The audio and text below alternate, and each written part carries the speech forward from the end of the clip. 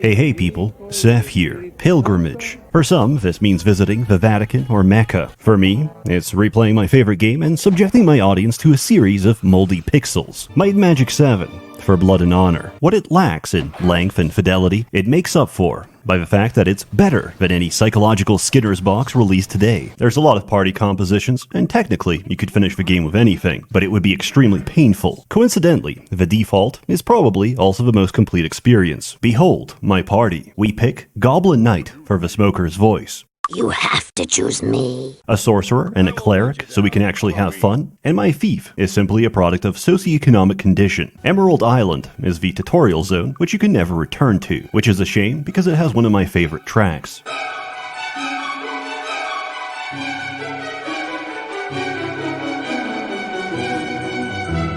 I use the GOG copy of Might and Magic 7. By pure muscle memory, I start torrenting, before remembering that I own it legally and in real life. We use Greyface's patch for Might and Magic 7 to stretch for widescreen resolution, rearrange the UI, and give us mouse look. Convenience for me is a necessity for you. You're not going to survive the arrow keys. Lord Markham's treasure hunt is the basis of our adventure. He wants to pawn off the shitty town of Harmondale in the middle of contested territory between Arathia and Tularia, which both sides believe rightfully belongs to them. We'll need several items. A red potion. A perfect mix. A seashell, which you can find stashed to the north. It's tradition for me to do none of the fighting, as I lure dragonflies to kill half the town. This time, I keep Mr. Malwick alive. His associates will have a favor to collect on in the future. It's a lot more fun this way. As for rigging the contest, we don't really need the wand, but it's useful later on. A hat, which you can trade for a red potion from Brent, a mentally challenged adventurer who can't make his own. A floor tile, which you get from the Temple of the Moon, along with getting ambushed by another adventurer for your hat, who is also mentally challenged, because there's one in the drawer right behind him. A longbow, which you find on the floor of the Dragon's Cave, along with the missing contestants, and possibly a dead party member if you're not fast enough.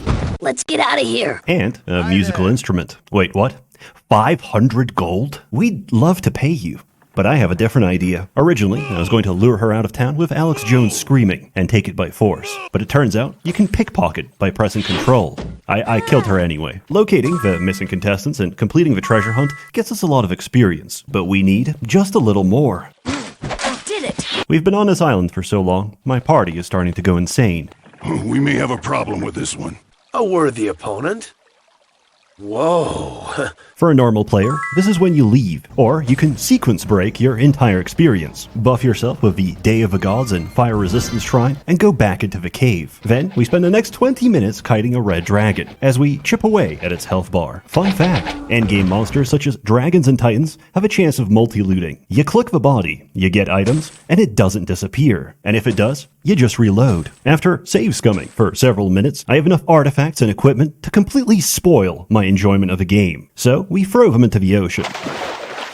Taikisha becomes a victim of racial profiling and is banned from every store. We train to level 5 and set off to Harmondale. Welcome aboard! But first, I have obligations to a client that pays invoices 3 months late. Because I'm not a bug chaser, I'm a bag chaser, and I'm addicted to the jingle of coin. Warning, under 18s may currently be watching this video. To verify that you're above 18, please open your mouth in front of your webcam. Good. Now, move closer and smile for the camera, Goyim. Thanks to new online regulations, scenes like these are happening all over the world. You could be next. That is, unless you make the most important decision of your life. Prove to yourself that you have the strength and courage to be free. Download ExpressVPN. What's a VPN? Well, let's check Wikipedia.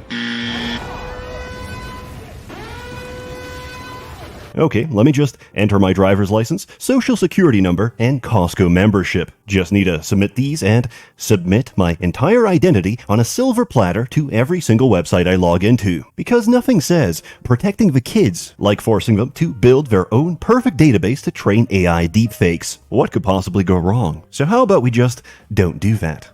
there we go. ExpressVPN works by routing all of your online traffic through a secure encrypted tunnel. Any identifying information, most importantly your location, will now come from the endpoint of this tunnel. So if your connection doesn't allow you to see the content you want, you can use ExpressVPN to move that connection to one of 105 countries where you can. Find out how you can get 4 months free by scanning the QR code on screen, clicking the link in the description box below, or by going to expressvpn.com/sseth. Despite being the newly made Lords of Harmondale, our own people treat us like dirt. Need a new weapon? Thanks for nothing, moneybags. The nerve. It's worth visiting every house in town. Everyone has something to say, a quest to give, or skills to train. Additionally, you can hire NPCs. These can enhance your abilities or compensate for a lack of them. Officer, he's reaching!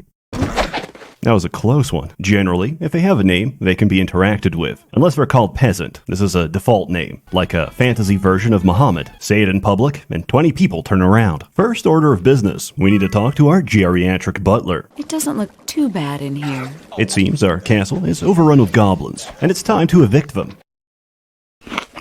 And now, we draw straws for who gets to pick through the garbage. I think I'm getting sick. The castle is still a dump. We're too incompetent to fix it, so we have to ask the dwarves for help. Along the way, we find out Darren's brother Elrond has disappeared. They were planning to trade Magic the Gathering cards, but as his brother plays a blue control deck, he is a social pariah and has taken up residence with the troglodytes in a cave to the south. We find no trace of him, only a deck of cards and his dead body. I guess we'll never truly know. Nearby, we can find the Arbiter, who acts as diplomatic mediator between the factions. More importantly, he can replace quest items without asking what I did to the last one. Before we proceed, we need promotions. Any skill in white can be trained. Any skill in yellow needs a promotion to attain, and those in red are restricted by your class. We could pursue anything, but personally, I hate walking. I want to fly and defecate openly on people's heads. To this end, we have to go to the worst area in the game, Bracada Desert. Nothing is reachable except by teleporter. Everything is a platforming nightmare, and there's a wishing well in town that only grants a single wish: death. I am so dead. For the sorcerer promotion, we need to build a golem. Unfortunately, the eBay seller has misdelivered all the parts and offers no refund. We have to track them all down from the bill of sale. Naturally, none of this is explained to you. Also, the chest contains a faulty head, which will cause the golem to go berserk. So let's go get the real one. Next stop is Barrow Downs, another area that sucks. Ghosts cause artificial aging. Gogs explode on death. And I failed to disarm the next chest. Oops. Good thing I have insurance. Next is Tatalia. I meant to have water walking to reach the silent, but that's skill points I don't want to spend. Though you have been defeated, death is not your fate today. I'm starting to think. Disarm trap expert might not be enough. Okay, I got humbled. Water walking is a necessity for the Avlee shipment. I got murked by the water elemental several times and had to reload. But it's all worth it, because the last 2 shipments are in Deja. Whoa. We trail around town to avoid a restraining order, slaughter some harpies, and get our remaining parts. We assemble our golem and turn our sorcerer into a wizard. Now we're traversing in style. You don't have to do it in this order, but it makes our other promotions easier. For Knight to Cavalier, we have to clear out a haunted house in Barrow Downs, during which Rogan develops a fluoride stare. Unfortunately, the only person who can cure paralysis is currently paralyzed. So I have to reload. For Thief into Rogue, to even be able to talk to our quest giver, we need to fight past British teenagers inside the rankest septic tank sewer gutter. And then, we need to pay Lord Markham a visit and dash out with his antique vase. This is widely considered to be one of the hardest first promotions, which can also be completed in under 12 seconds. And finally, for Cleric to Priest, we need to find the navigational map to Evermorn Islands.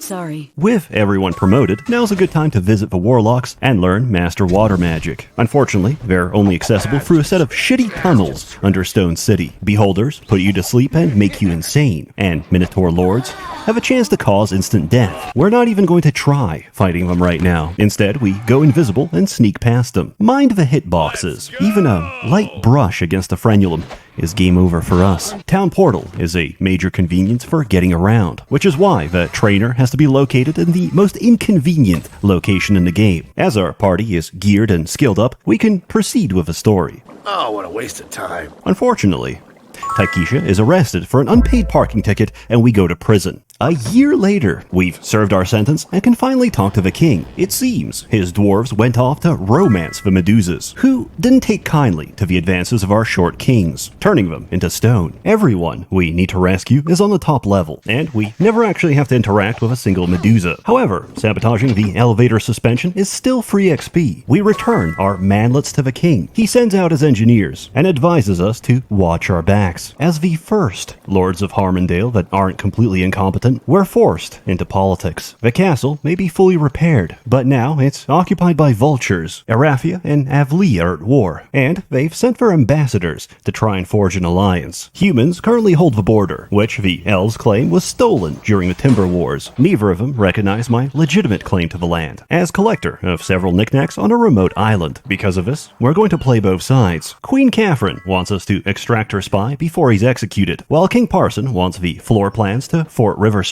Budget cuts and austerity have hit the military, as you'll be hacking through elves armed with branches and women armored from head to toe, but nothing in between. As the war is ongoing, these quests are timed. In a month's time, they'll call for a ceasefire. Both will go pray at the Wailing Wall in Bracada, and everything goes back to usual. You can choose to screw over each side by asking the king for a lookalike, and the queen for a fake set of blueprints. However, this grants less experience, and prior to the patch, none at all. Bizarrely, you can also choose to screw someone over, feel bad about it, confess to their leader, and get executed, which has no impact on your ability to make small talk with the king. And now we wait around, gawking at the caked-up elven peasants. Hate to see him go, love to watch him leave. I don't want to go back to jail, so our next best option to advance the story is spend a few months training. When we get back, Judge Grey has a heart attack. As Lords of Harmondale, we reserve a right to choose his successor. This is where the game branches off, so I recommend saving beforehand. Judge Fairweather represents the Wizards of Bracada and successfully negotiates a peace treaty between Arathia and Avlee. Judge Sleen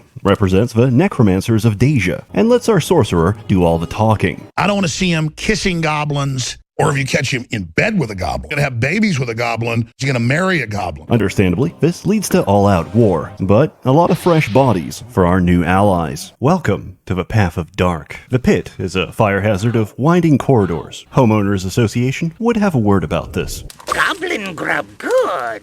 But hey, we have much more charming residents. Uncle Baz looking rough since he sprained that ankle. Good thing we've got the NHS. We need to see Archibald, which is more difficult than it sounds, because if I follow the guard's instructions, I'll accidentally enter a restricted area and get torn to pieces. For our initiation, we have to reach the end of a shithole. I can't decide what's worse, kiting 24 behemoths in a corridor, or getting jump scared by a trap that's 20 decibels louder than anything else in the game. Colloquially known as the Waffle House that never sleeps, you have to complete the breeding zone in a single try, as leaving will reset the area. It's worth the suffering, because we get access to dark magic. Or so I thought. Members only. Time for our second promotions. For Cavalier to Black Knight, we have to rob the Elven Treasury. For Priest into Priest of Dark, we have to deface the altar in the Temple of the Sun. Both completely trivial. For Rogue to Assassin, we have to assassinate Lady Carmine, a diplomat who defected to the wizard's court. There's a horde of angels between her, so we have to go invisible. On the way there, I get distracted.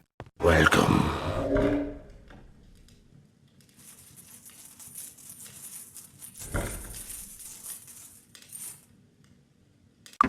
As Taikisha goes for the throat, I realize she's a friendly NPC and accidentally talk to her instead. Oops. It's time to leave, but as Celeste is in the sky, all we have to do is jump. All that's left is the main reason for going dark, transforming our wizard into a lich. The ritual requires a soul jar as our phylactery. and we're all out. But there's a stolen shipment stashed inside the walls of mist. We get no experience from fighting here, so it's best to go invisible. This gives us a narrow time window between puzzle solving and staring at the backsides of genies. Pain is temporary. Lichdom is forever. And if you become a girl lich, you get pretty pink princess eyes instead. The forbidden pickle jar must never be consumed or thrown away. Attempt to do so, and you'll quickly find out why. Just as we finish our promotions, we get a letter from an old friend. Niles Stanley, Mr. Malwick's employer, has come to collect on his favor. He wants us to steal a tapestry from Castle Gloaming. Doing this is a horrible idea, as it locks me out of story progression for at least a year of game time. But if I don't comply in a month's time, he's going to send starving adventurers and malnourished goblins to attack Harmondale. This isn't even a threat. It's an invitation to a good time. So we let the timer tick down and watch as my golem solos the entire raid. We celebrate by giving our goblin so many BBLs. She becomes the living ship of Theseus, with no original parts. Is she still Nicki Minaj, or simply an automaton animated by cellulite? It's worth doing the other promotions, if not for the experience alone, then to see what kind of bullshit you have to survive for the other classes, which include basic cryptography, for which you have to bust out the pen and paper, the hardest promotion in the game, which forces you to visit the endgame land of the giants to steal a dragon egg, and of course, kidnapping a child for Bill Gates. What can I say? I walked so Epstein could run. All that's left is to finish the story. After deactivating the teleporter shielding from Clanker's laboratory, retrieving a new shipment of soul jars, and rejoining the 2 altar pieces from a Temple of Light and Dark, Archibald's advisors stage a coup and overthrow him. Time for some quick lore. These are the adventurers from Might-and-Magic-free Isles of Terra, whose starship was thrown off course and crash-landed on Enroth, at which point the group had a schism. Resurrectra, Sir Canahem, and Craghack left for the court of Gavin Magnus, while Castor, Darkshade, and Sir Maximus joined the Necromancers in Deja. Both have very different plans, but the same objective. The Oscillation Overthruster aboard the Lincoln. But we need a control cube to get in, which only they possess. Every character listed is someone's precious OC, so for the upcoming assassination, we have to act like Robert the Wise and Tolberti. We're just there all along. Avoiding this boss fight is the single solitary reason for having a thief, as we may simply pinch the control cube from his pocket. But I want his blicky, which is more complicated, as he can eradicate 2 people at once with a single attack. However, Grandmaster Protection for Magic is completely busted and required for this encounter, like an ancestral memory from the drive-bys of my forefathers. Simply touching the Glock awakens primordial knowledge of how to use it. Visions of 7-Eleven stores and Indian gas station attendants swim across my psyche. The barrel cries out to me. It says, "Point me at a pregnant mother." Afterwards, Castor sends us to kill Xenofex and destroy the local devil cluster. Along the way, with the help of his brother, we rescue Roland Ironfist, but not before enjoying the view. As thanks for saving her husband, Queen Catherine pardons Archibald and exiles him to Clanker's laboratory. DoorDash arrives twice a week, and if he doesn't eat his greens, he doesn't get pudding. Finally, we have to board the Lincoln. Luckily, the environmental wetsuits come in child size for our dwarf. Unluckily, this area sucks, and a ship filled with one-shotting Terminators is even worse.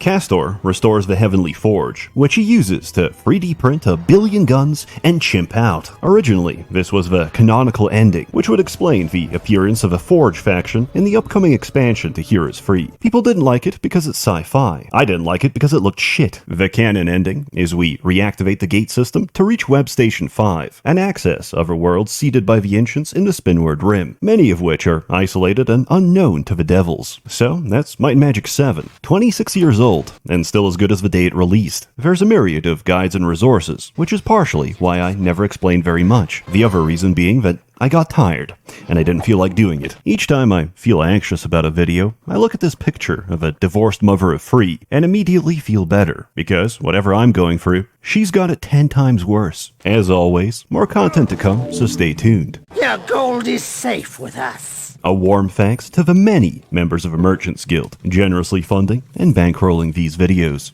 To play you out, here is Paul Anthony Romero, the game's composer.